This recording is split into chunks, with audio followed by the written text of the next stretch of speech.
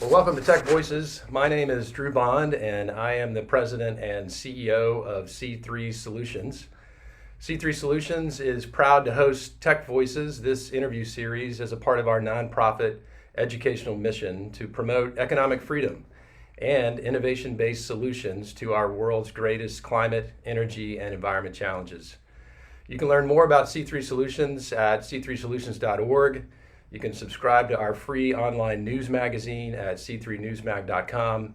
And we would hope you really enjoy this incredible interview that we've got today with a technology leader of a really innovative industry that most folks know, but they probably don't know that much about. So, Tech Voices is a live interview series. We get to talk to cutting edge leaders from around the world of companies, industries, and in this case, it's an industry association. And so our special guest today is Tucker Perkins. Tucker serves as the president and CEO of the Propane Education and Research Council, or PERC. And PERC is a nonprofit that provides leading propane safety and training programs and invests in research and development of new propane-powered technologies. So Tucker, welcome to Tech Voices. How are you today? Hey, Drew, it's a great day. I really look forward to being with you for the next minutes. Thanks. Yeah, likewise. Well, it's excited to have you here. Just tell us a little bit about yourself and how did you get involved in the propane industry?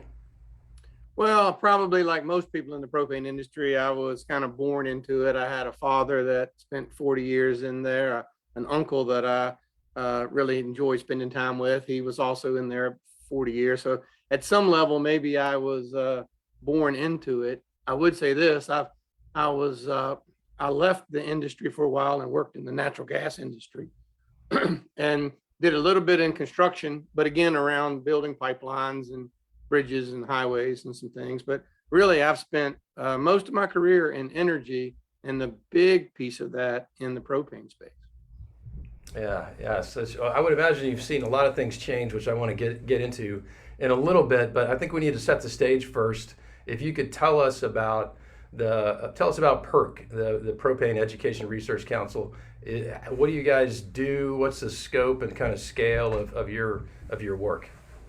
Well, it's interesting that you started off by talking about us as being a nonprofit group that represents the propane industry. I think I now turn that around and I say that really we're responsible for clean solutions that Americans trust today. And really, we take great pride in thinking about where the industry needs to be in a decade or 2 decades to provide the innovations that customers will rely on 20 years from now. And we really have 3, I guess, main things we do. We spend a lot of time educating consumers and professionals about how to use propane, how to use it safely, how to install it safely. A lot of information around safety, but I would say the main emphasis for us is to think about how to innovate. And if we need to, we'll get behind and fund some of those breakthroughs so that we have not only higher performing products, and you'll hear me talk a lot about that today, but we also really are bringing products to the market that the market wants today. We've seen this great transformation from people wanting to think about value, and now they want to think about not only can I afford it, does it provide great value, but how does it protect the environment, or how will it impact the environment at least?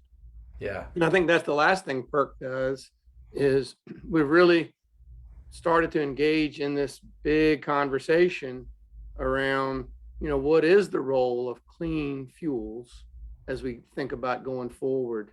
A big part of what you do, I know, with your group, but that's so somewhere between educating and funding and then entering this dialogue around clean fuels. That's what we do. Okay. And how many members do you have? I mean, it would give us a sense of. Well, we represent the entire propane industry. So at some point, there are about 3,500 different propane companies in the United States. And we certainly represent the consumer of propane. And, an interesting fact about propane is about 2.5% to 3% of the energy portfolio of the U.S., but we touch about 57% of the U.S. population. Actually, on the world's level, it's about the same. We're something in the vicinity of 3% of the world's energy mix. but Wow. we touch about 55 to 60% of the world's population. So everybody thinks about propane perhaps as the fuel that powers their grill or something that they may have seen in a forklift. But what people don't really think about sometimes, it's also the fuel that often UPS chooses in their delivery truck, or Nestle Water chose in their delivery truck. And more, it's the fuel that's powering distributed power and kind of everything in between. Yeah, that's what. Well, you started to answer my next question because I like you said I have a propane power grill, and so I'm happy that I can turn that grill on and start cooking right away, and it's so convenient. But all I know about propane is the big tank, so I don't really know that much about the fuel. So maybe to the layman, help me understand what is propane. I can't really touch it, feel it, see it. But It's like you funny, said, so many different we're things. homing in on the 1 year anniversary of Winter Storm Uri. And we spend so much time talking about these futuristic uses of propane, but that was a great way to remind even us of how much people rely on it for simple things like powering their grill, or maybe providing just a little bit of space heat when there were no other choices, or maybe even a generator. But yeah, propane, first of all, I don't think most people in America even realize, but propane and natural gas share a lot of similarities, quite a few good differences as well. But propane is what is found either as one of the heavier things in an oil well, although we don't have that many oil wells anymore, or one of the lighter things that's in natural gas. And because of this natural gas expansion through the shale plays, today almost all of the propane in the US comes from cleaning up natural gas. And as we think about it environmentally, a lot of people would say it's just a waste product, right? It's a byproduct of cleaning up natural gas. So we need to do something with it. But the United States is really the world's leading provider of propane by far. We make about 26 billion gallons. We consume domestically about 10 billion gallons. And so much as people have realized lately about how much we export natural gas, we have always exported propane. And now all of Central America relies on American propane. Most of South America relies on American propane. A lot of Asia, certainly Japan, China, more and more relying on American propane to do things well beyond just making hot water and heat and cooking, but powering vehicles, depending on what country you're in, providing power through the Caribbean. And then lastly, for a lot of chemical applications, making it, propane is one of the building blocks of plastics through its transformation to propylene. Gotcha. Yeah, I mean, it's just amazing how many applications are out there that you talk about that that people don't know about. And I just want to make sure I understand one thing, because you mentioned propane being clean, but it's also, it sounds like a byproduct of the natural gas process. Kind of help me understand that a little bit. Yeah, so when you reach into the earth and find natural gas, or for that matter, if you found oil, you have to bring it up and clean it up to get to what you're looking for. So let's stay with natural gas. Natural gas will have some heavier things in it that need to be removed before it's natural gas that you put into a pipeline. One of those things is propane. One of those things is butane. One of those things is ethane. You have to pull all of that out. But the propane has such great value as a fuel and an energy source itself. It's easy to store. It's easy to transport. It just has a lot of physical and chemical properties that really lend itself to use across a wide variety of uses, from home uses to commercial uses to agricultural, and then lastly to now for it's storing. And it's interesting, as we start talking a lot about batteries, people start thinking now for once about energy storage. And propane is one of those fuels that's so easily stored. You have 4 gallons in your grill tank. You might use it. You might use a tank a month, or you might not use a tank for a decade. And still, when you turn it on, it works fine. It is a fuel that's easily stored, easily transported, and when it's used, it is very easy on the environment. Yeah.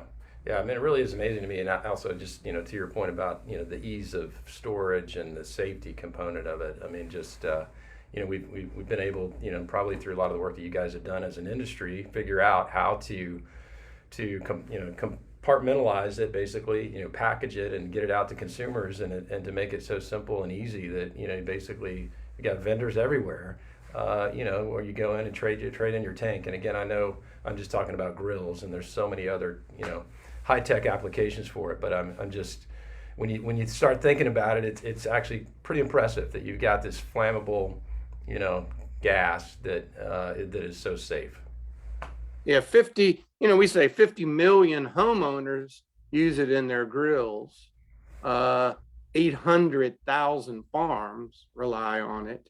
5 million homes use it primarily for their space heat, and then more than that for hot water and cooking. So a lot of uses around the US. And then, as you see, really changing usage all through Central America, South America, every continent.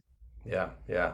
What about, I mean, so, thinking about the world, I mean, you guys obviously think big and global, and partnerships are so important in terms of, doing business. And I'm certain that you guys have, partnerships that you have either with organizations or other nonprofits or companies. I mean, just kind of talk to us about how do you partner with others, and anything that you'd want to highlight there. Well, it is interesting. One of the things about PERC is we don't enter the lobby or government relations, right? It's because we are a checkoff fund created by Congress. We take our funding from the energy industry, but we don't play into politics or policy. We're clearly about education and innovation, but through that we work with a lot of organizations. First, similar to PERC, and across the world, there are a series of organizations that work on propane or those type of fuels to see that they're used in innovative ways. But I would say our primary partners are universities and the manufacturers themselves. So we'll work certainly with builders and architects and engineers, farm societies, but our closest partnerships are probably with the people like John Deere or Ford or General Motors or UPS, or school bus providers that are looking to provide solutions for their customers, not just really today, but thinking about what are the solutions that they need to be providing a decade from now. We're going to make an exciting product announcement in a couple weeks, and that product has been really in development for nearly 8 years.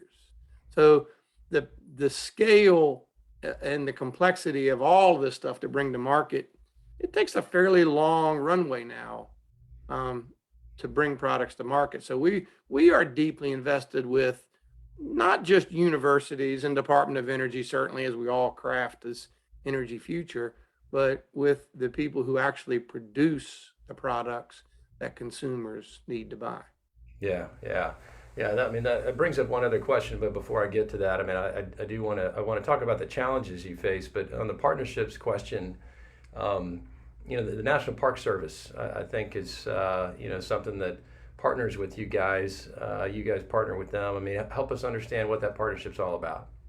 Well, and we haven't talked about it, but really one of the things about propane is it works best, perhaps, beyond natural gas, right? Because if you had access to natural gas, generally people choose natural gas over propane. And there's some instances where you wouldn't, but one of the beauties of the National Park Service is they're generally out in these beautiful, pristine areas, but they need solutions for heat and hot water and cooking.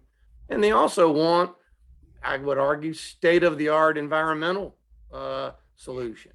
And so National Park Service has been, a close ally of ours for decades.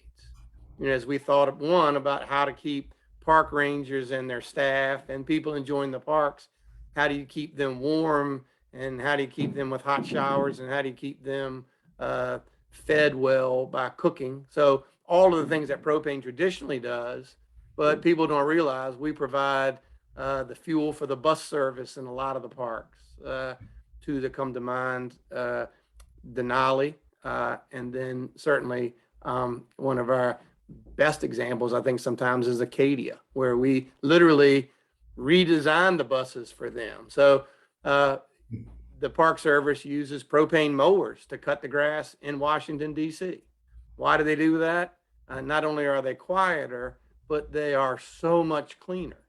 The grass needs to be cut. The mall needs to look beautiful. And so we need to do it, but with an eye towards the environment. So those are the kind of innovations we've had with the National Park Service for decades. And I think we'll continue to have that kind of relationship with them for decades. Yeah, that's a fun little fact. I didn't know that those lawnmowers there on the mall were propane powered. So the next time I'm on the mall, I'll check them out. So I mentioned we wanted to kind of get to some of the challenges, and you started to touch on it a little bit. I mean, you're so obviously focused on innovation, and there's a lot of global competition for fuels, competition for storage, competition for innovation. There's all kinds of kind of competition, as well as just as you said, how long it takes to innovate, how long it takes to get a new product to market. So just wondering, give us a perspective on what are the major challenges that the propane industry faces, and even, what are those, give us a sense of, are those challenges kind of government in nature, competition global in nature, give us an understanding of sort of, where do those challenges come from? Well, yeah, it's interesting. I think our biggest challenge today is to just be viewed as relevant in this conversation as we think about what our energy needs to look like, not really just today, but into 2030 and 40 and 2050. And I think propane has always been, if you would, this niche player. You've talked about it. It powers your grill. It powers my home. It might power an important farm. Certainly material handling, which is something no one thought about really until these last supply crunches that kind of, as we came into the holiday season, and everybody realized that there was something between when you hit buy on Amazon and when the doorbell rings with the UPS driver. But material handling, we've always had these niche applications.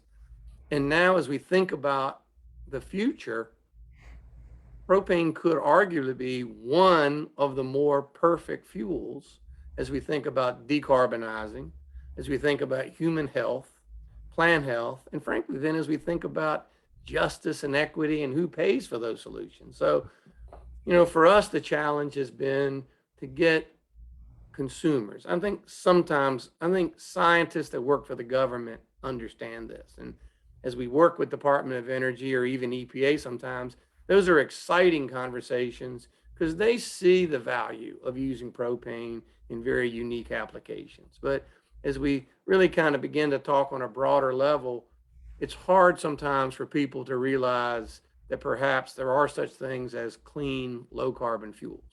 I think people are fed this steady diet of the only path to a clean climate is through electrification, and that all fossil fuels need to be eradicated. And however you want to believe that, I think the fact remains that some fuels are very low carbon, even though they originally could have been called a fossil fuel, and you rarely hear that word come out of my mouth. Low carbon fuels like propane and to a degree natural gas, they have a strong contribution that they are making and should make in the future as we think about a clean climate. Yeah.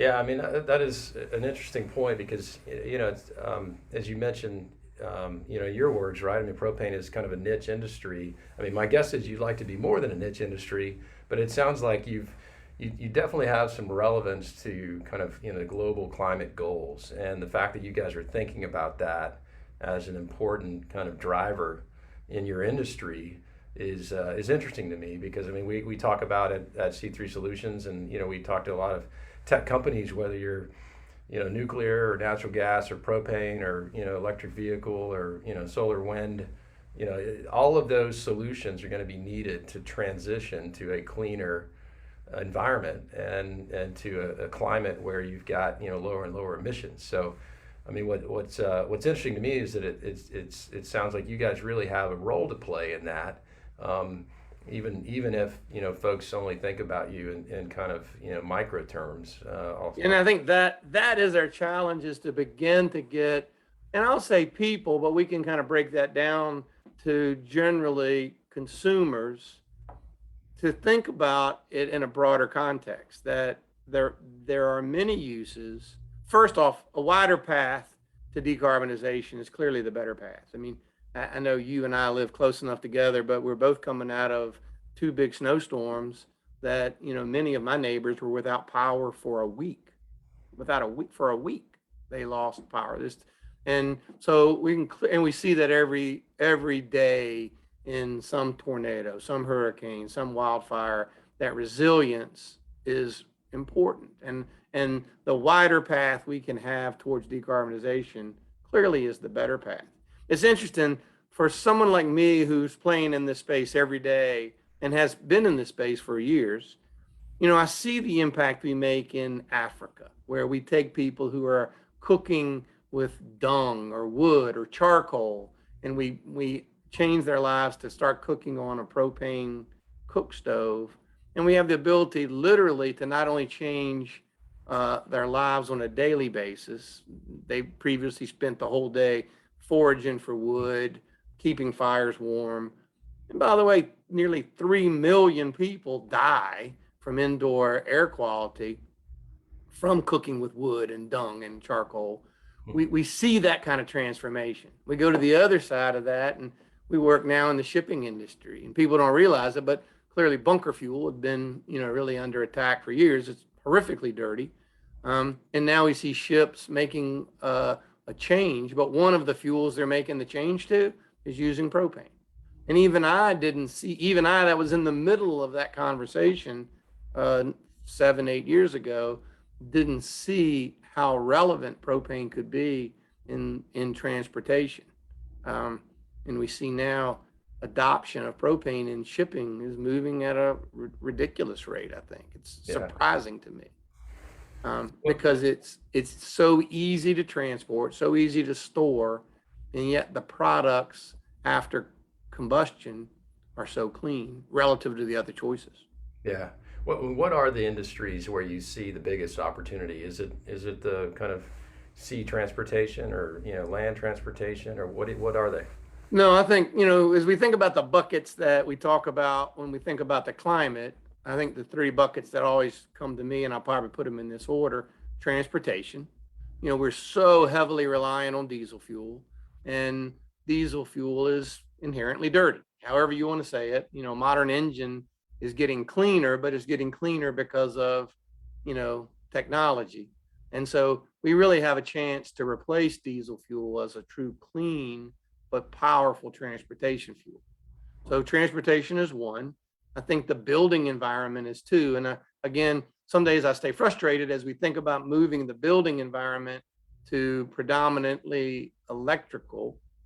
People don't ever think about the fact that electricity is generated from something. And so in so many states, you're still heavily relying on coal or oil or natural gas. So now, if you think about the efficiency of producing, transporting power, the direct use of propane or natural gas in many cases is still infinitely cleaner for the environment than the indirect production of electricity from natural gas. So we have great opportunities in the building environment.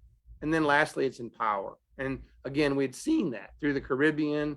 We produce power for the Virgin Islands. We produce the power in quite a few of those islands, and we see the value of producing power. So I think as we think about U.S. solutions in the future, we'll still be so strong in agriculture.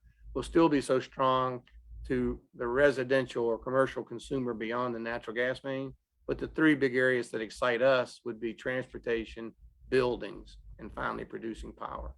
Gotcha. And for buildings, help me understand that a little bit more. I mean, we're talking, much of the discussion across the electrification space and, within the solar industry even, is about distributed energy resources. And And so when you think buildings, are we talking, like, help me understand, like, is there the application of a building that's actually powered with on-site propane, or what's Yeah, that?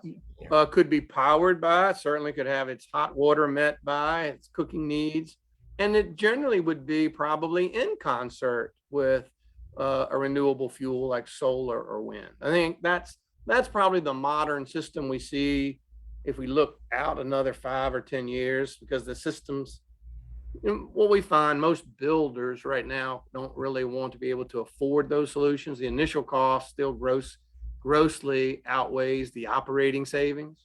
But yeah, as we think about the building environment going forward, I think that you'll see many buildings that still rely on propane or natural gas to heat when it's cold, perhaps for their hot water demands, and for their cooking, but it'll be done in concert with solar, battery storage, and then using propane or natural gas as the backup.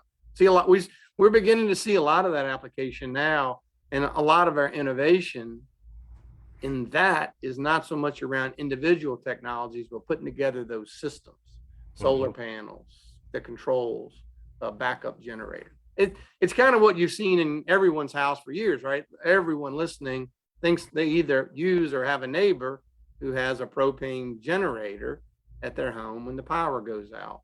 So now we're moving that from a backup source often to a primary source, but again, in concert, usually with some solar panels and the controls. So when the sun is shining and you have available capacity, you don't use your generator. But when you don't, you may be having hot water provided by propane. You may be having heat, particularly when it's very cold and you need that dense application of energy. And then the batteries are working in concert. Yeah, yeah, yeah. I mean, you make such a good point about just all of them working together, and so I love that you guys are thinking about this as a holistic system, and really the consumer in mind. As I'm sure you're very focused on. You said you've got a big announcement in 8 days. I'd love to hear anything more about your innovations that you haven't talked about, if we haven't already touched on them. And then, well, yeah, it is interesting to me that probably for the last 10 years, we've been working on efficiency and durability in our applications, right? Without knowing anything about how the conversation may migrate to reduce CO2, reduce particulate matter, reduce NOx emissions, we knew that to be the most efficient made our applications have a low operating cost. So we've been working for years. And now all of a sudden, we're able to really marry modern engineering with modern production and manufacturing. And we're delivering solutions that are literally miserly in how they can squeeze fuel consumption. So what we're going to announce, and it'll be the first of several though, is I might argue, since diesel was invented, most engineers thought diesel efficiencies were the holy grail, and that no one using gasoline or propane or natural gas could beat the thermal efficiency of a diesel engine. And we will demonstrate in a couple of weeks that we have met, using propane, the thermal efficiency of diesel. And we'll announce that with multiple partners over the next months. And it's exciting for us, because what that means to the driver of that vehicle is tremendous power and response as they hold the steering wheel and push on the accelerator. But more importantly, what it means to the owner is they're squeezing all of the efficiency out and they're lowering their operating costs. And then frankly, every community that vehicle travels is cleaner. And as we really, again, I think we're fed a steady line that the path towards transportation is around battery electric. And what we have known for years is that even today, 38 states, propane vehicles are cleaner than electric vehicles, because today the electric grid is inherently dirty. I happen to know the electric grid, most states almost by heart, and it's shocking to me how intense use of coal is still predominant in many states' electric grid. So, but think about that. In 38 states, we can demonstrate that a propane vehicle is cleaner than an electric vehicle. And now we just got to pass consumer transportation over to the side, because I would be quick to say whether you or I drive a Tesla or a Hummer, if we're only driving 3,000 or 4,000 miles a year, it just doesn't really matter. What matters is this medium duty space, people that are delivering your water and beer and soft drinks and paper and diapers and all those things that you see in delivery trucks every day that are driving 10, 12 hours a day, 5 to 7 days a week. That's where we have focused our needs on delivering durable engines, efficient engines, engines that keep the cost of package delivery down. And now we realize we're delivering some of the cleanest environmental solutions that the planet has seen. And we're excited about that. Yeah, well, congratulations. It is very exciting, and I want to learn more about it. I appreciate you giving us a little preview. So, so if folks want to learn more about that and actually learn more about PERC, tell us where can we find you? Yeah, so we have a website, propane.com. And really, if you come in there, we love to talk about our innovations. We love to talk about the environment. There are 2 tabs right on that website at propane.com that people can go and learn. One of the things we love to have consumers learn about is kind of how we are influencing transportation. And if you go to propane.com, you'll see about the revolution in student transportation. I'm quick to say, generally, there are only 2 ways to think about getting students to school safely. One's in a propane bus and one's in an electric bus. And as we kind of think about the infrastructure bill and how that's going to change the future of transportation, it's a great way to go and see, just what is the story behind propane buses, and why is every state running propane buses? Why did 23,000 buses this morning transport nearly 1.3 million children to school in propane buses? So yeah, propane.com is kind of where you start with all that. And we have really spent a lot of effort to be able to drive consumers to just learn more. Yeah, I think that's a really important aspect of what you guys do is the education, because as I said in the beginning, my knowledge of propane really kind of was compressed into that tank by my grill. So I feel like I've learned a ton. I have a lot more questions, but we're out of time. So I would encourage folks to please go check out our friends at propane.org. Is it or propane.com? Propane.com. Propane.com. Yep. And Tucker, really appreciate your time. It's just been a pleasure talking with you, and I do hope we get a chance to get together soon. Well, Drew, thank you so much for the time, and thank you for what the leadership you're providing in kind of helping drive to rational solutions that help not only the economy but also the environment. Yeah, well, thank you. And just a special thanks to our audience. Thank you for watching, listening. Please share this with your social media. I think there's a lot of information in this interview with Tucker and PERC that folks just don't know about, and that's what we want to do. Is we want to provide some innovation and information about what's happening in the clean energy space, and our friends at Propane Industry are part of that. So this is again, my name is Drew Bond. It's been a Tech Voices series with Tucker Perkins, and so I just want to thank everybody again for listening. Please go to c3solutions.org. You can find us at c3newsmag.com and share us. Until next time, God bless you guys and have a great day.